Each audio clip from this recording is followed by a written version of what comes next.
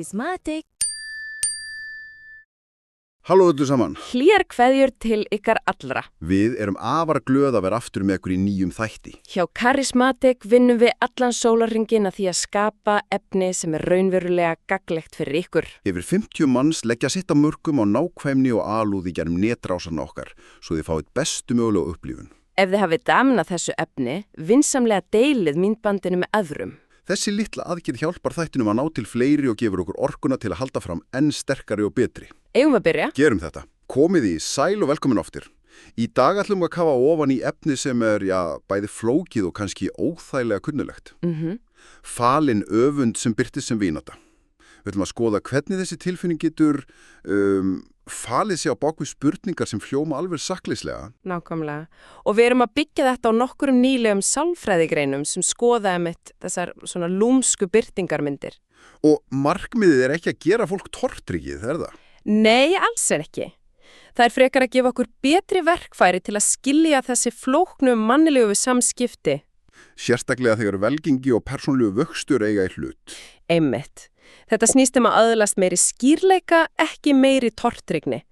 Allt í lagi, þá skilum við kafa ofan í þetta. Fyrsta spurningin sem við skoðum, ég held að allir hafi heyrt hana þegar eitthvað stort gerist. Vinur lítur á mann og spyr, hvernig gastu eiginlega gert þetta? Já, og við fyrstu sín hljómar þetta svo fullkomið hrós. Akkurat. En skiptir tónin og samhengið öllu máli. Rannsóknir sýna að sami texti getur haft gjörólíka meringu eftir því hvernig hann er búrin fram. Hvernig þá? Hver er munurinn? Raunverulegur vinur spyr þessara spurningu af aðdáun. Tónin er opin, forvitin. Já, það er svona einlægur áhuga á að læra. Einmitt, en það er líka til önnur útgáfa af þessari spurningu, sú sem eru full af vantru. Já, þekki það. Það er ekki spurning, það er meira eins og áskorun. Nákvæmlega. Hún er borin fram með smá efasemdartón.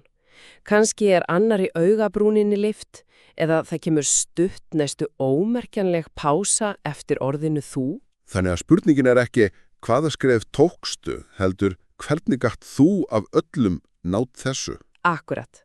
Það er eins og viðkomandi sé að reyna að leysa ráðgátu sem passar engan veginn inn í hans heimsmynd.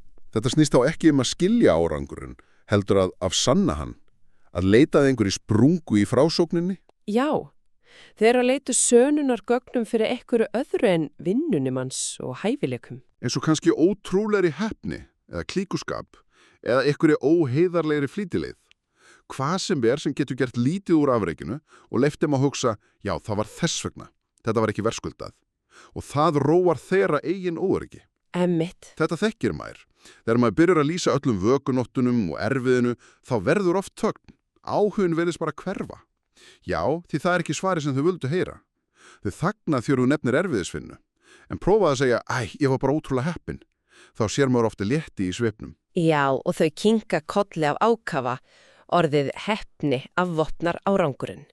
Það þýðir að þetta hefði getað komið fyrir hvern sem er, líka þau. Og þar með er maður ekki lengur ógn. Nákvæmlega. Þau eru ekki að leita innblæstri. Þau eru að leita staðfestingu á eigin stöðnun. En hvernig getum að vera alveg list? Erum við ekki í hættu að ofgreina hvert einasta orð? Jú, algjörlega. Og það er lykilatrið. Við eigum ekki að stimpla fólk umsvifalaust.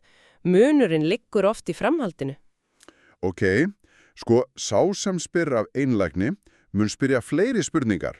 Hvað var erfiðast? Hvað lærðuru? Sá sem spyr af öfund skiptur oft umræðefni þegar hann fær ekki svarið sem hann vildi. Þetta snýst þá að fylgjast með mynstrunu yfir tíma, ekki dæmastæka setningu. Akkurat. Þetta er gott sjónarhorn. Svo, fyrsta spurningin ræðist á verðskuldaran árangur. En hvað ef árásin er enn lúmskari og klæðist búningi umhyggju? Já. Það leiður okkur beint að annara spurningunu. Heldur ekki að þú sért að ganga of langt. Umhyggjuspurningin, hún er sérstaklega áhrifarík að því hún er nánast ómögulegt að gagnrýna. Hverfendur reiður út í vin sem hefur áhyggjur af manni? Einmitt. En það sem er afhjúpandi er hvenar þessi spurning kemur fram. Og hvenar er það? Hún kemur andrei þegar maður stendur í stað.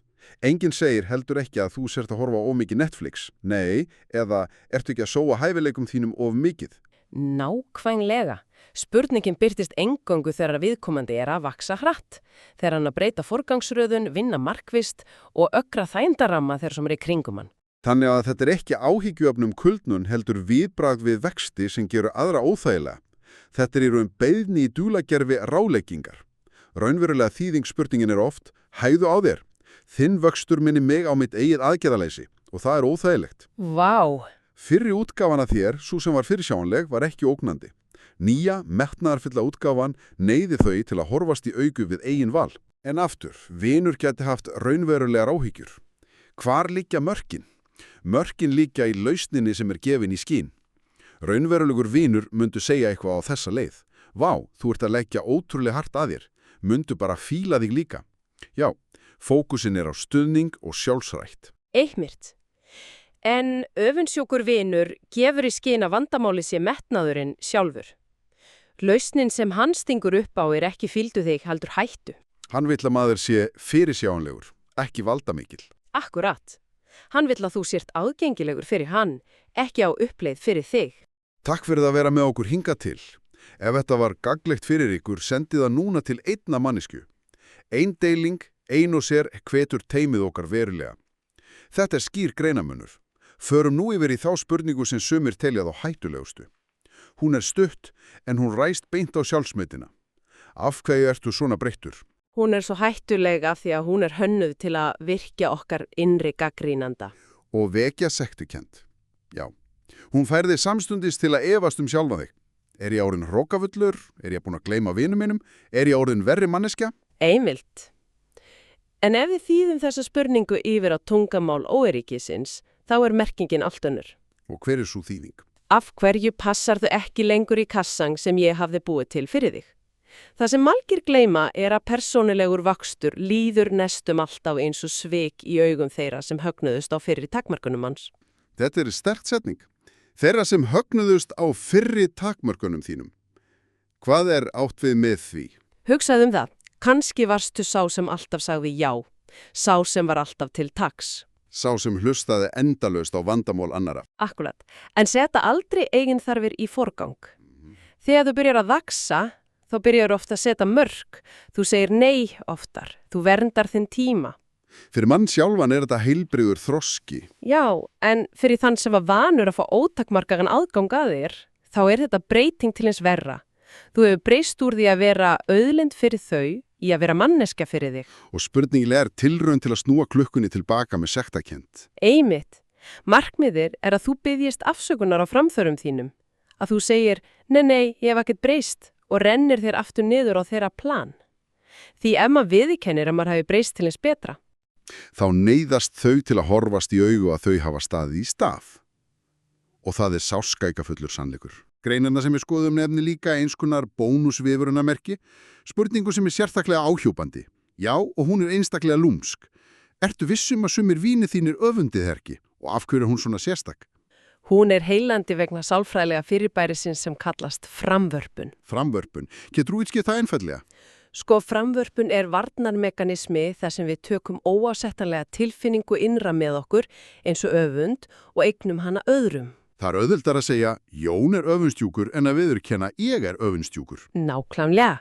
Og í þessu samhengi sá sem spyr spurningarinnar oft sá sem sjálfur að glíma við öfund. Svo hann í raun að vara mig við sjálfum sér, kannski án þess að gera sig grein fyrir því. Alveg klárlega. Þeir sem óöruggir sjá óöruggi allstaðar. Þeir sem öfundsjúkir ásaka aðra öfund. Og með því að sása sem fræjum efa aðra vini. Þá þeir að varpa sínum eigin innri heimi yfir allt umhverfið. Þeir vara því við falsvinum á meðan þeir sjálfur þeir óeinlegu. Þetta þungt en mjög upplýsandi og það leiðir okkur að mikilvægasti spurningunni. Hvað gerur maður? Þegar maður byrjar að þekkja þessi mynstur, að ræða þetta beint og segja, hei, ég held þú öfðuðu mig, það hljómar þessu uppskrift á hörmungum. Það nánast alltaf uppskrift á hörmungum. Það leiðir yfirleitt bara til afneitunar og reiði. Já, og meiri spennu. Einmitt. Greinarnar sammála að árekstrar séu sjaldan rétta leiðin. Svarið ekki árekstur, heldur athugun. Að fylgjast með og safna gögnum, ef svo má segja, áður að maður gera nokkuð. Já, en ekki á kaldan og útreiknandi hátt. Frekar með opnum huga. taktu eftir því hver fagna með þér upphátt og hver þolir árangur þinn í þókn með kurteislegu brosi. Það til eftir í hver spyr til að læra og hver spyr til að róa eigið ego. Akkurat. Og það er mikilvægt að muna. Markmið öfundsjúksvínar er sjaldnast að eyðileggja því beinlínis. Markmið er að halda þér í kyrrstöðu. Með því að sá þessum fræjum efa og sektakendar. Nákvæmlega. Þeir vilja ekki að þú farir.